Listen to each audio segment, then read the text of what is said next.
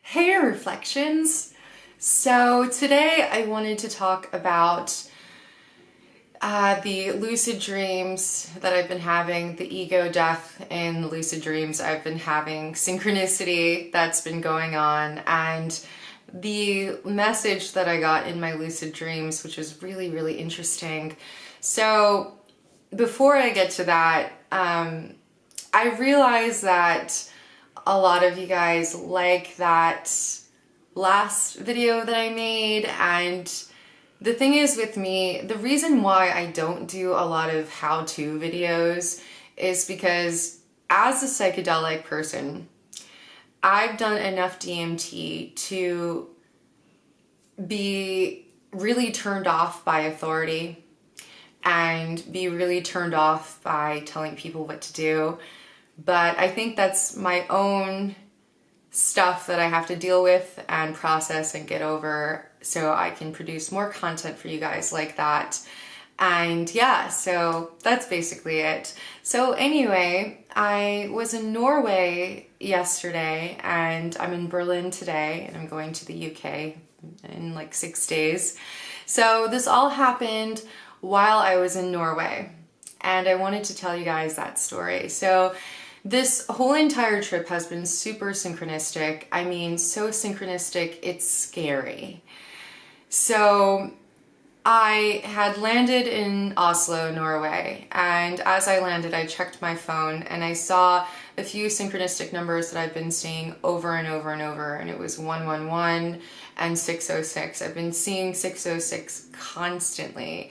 And it's connected by another person that I know, and it's just super synchronistic and just a little freaky, you know, when you just see it constantly when you're just not even thinking about it.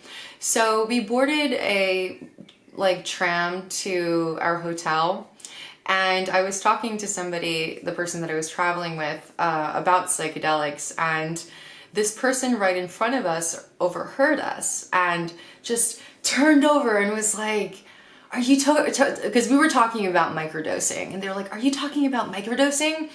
And it turns out the person that was sitting right in front of us, that just so happened to be staying in Norway and just so happened to be in the same bus as us going to our hotel, was Third Wave.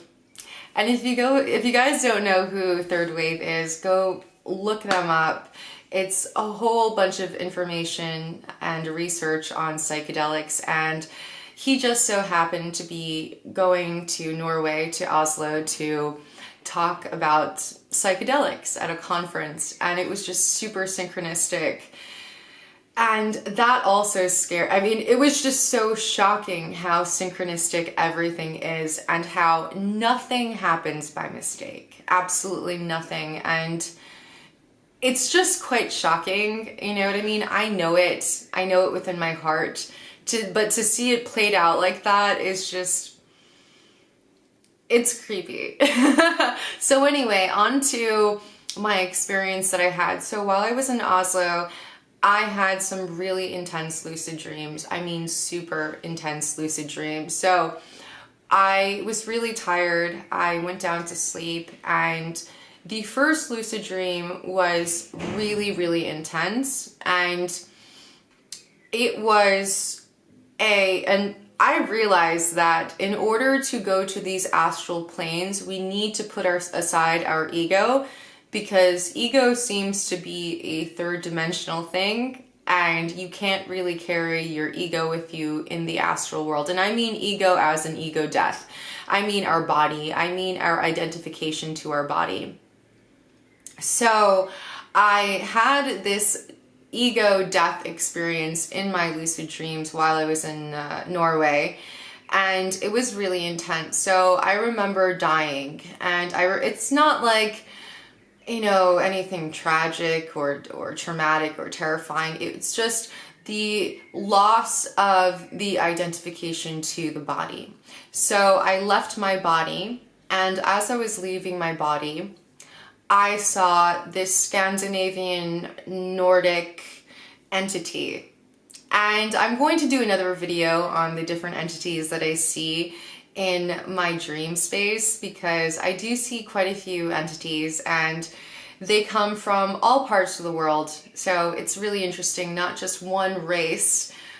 One was a Chinese person from like Imperial China, which was really, really interesting. And this one just so happened to be a Scandinavian Nordic entity. And it looked like a human, had blue eyes and blonde hair. And it was really interesting because this person looked like something not just from the present, but almost like from the future. And it was guiding me through this loss of the ego, or the loss of the identification to this body. And it was guiding me into the spirit realm. Now, from this point, it gets a little bit fuzzy and just, I can't really remember much, but I do remember it was this kind of, it almost felt like a shamanic rite of passage. And once I got in it, I remember this, and I remember this loud and clear, because when I was in my waking state, I had said this to a friend, I had said this to somebody, and it was, and this is what this Nordic blonde-haired, blue-eyed entity in Norway had communicated to me. And it was, the time is now.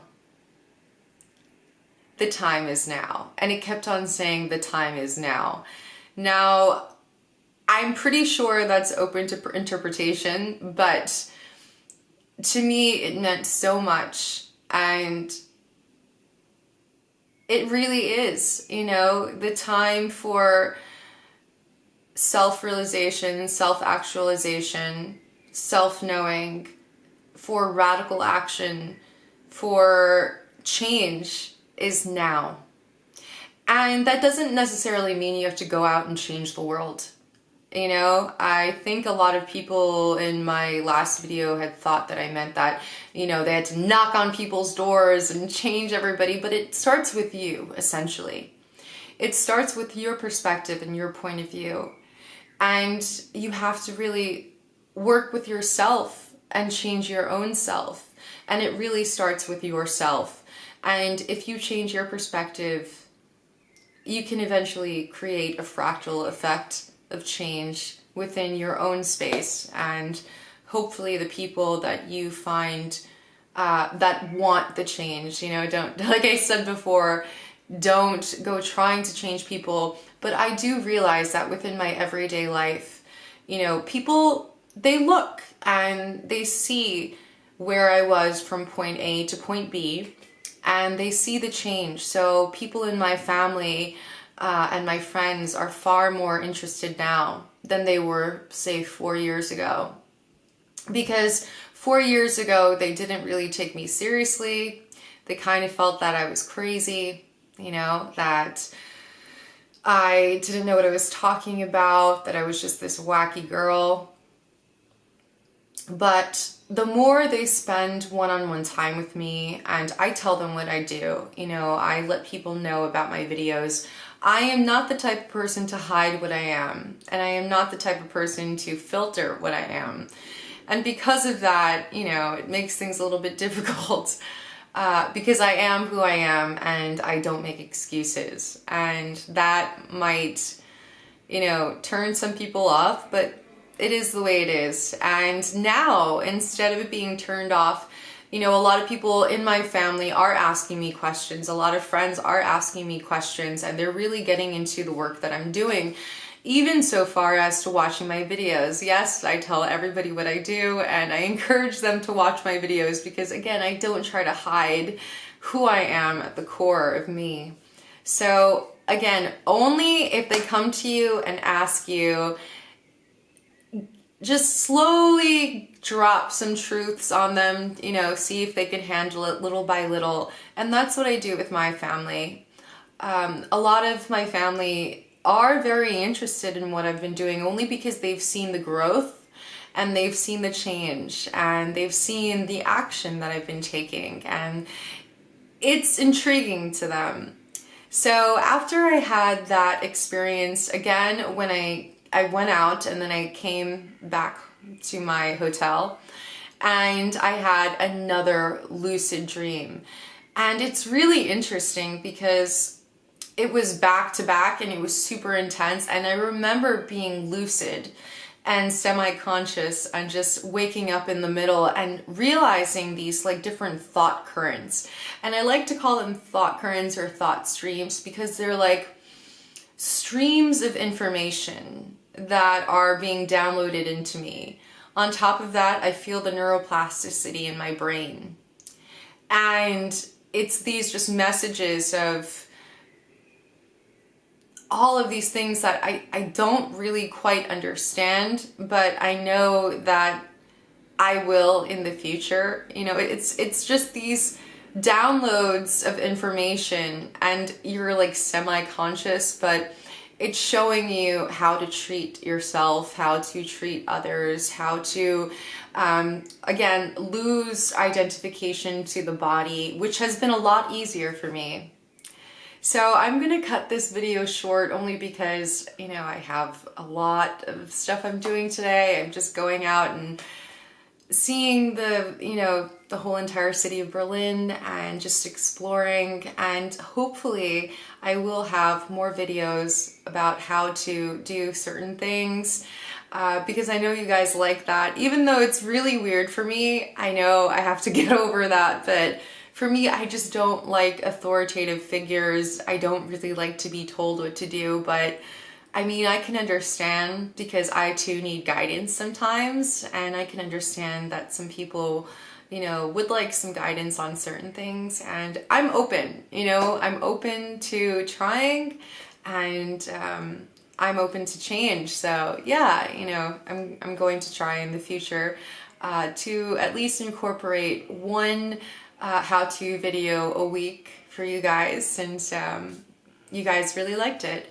Anyway, reflections. Yeah, so it's been really interesting. If you guys have any experiences with these crazy lucid dreams, let me know. And especially if you're having like experiences with these entities, you know, it almost felt like this entity was from the present or future.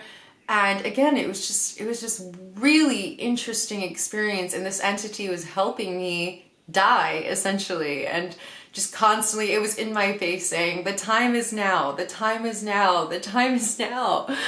Anyway, reflections, I hope you're having an awesome, awesome, awesome day. Hey reflections, if you like this video, please like, subscribe, and check out my other videos.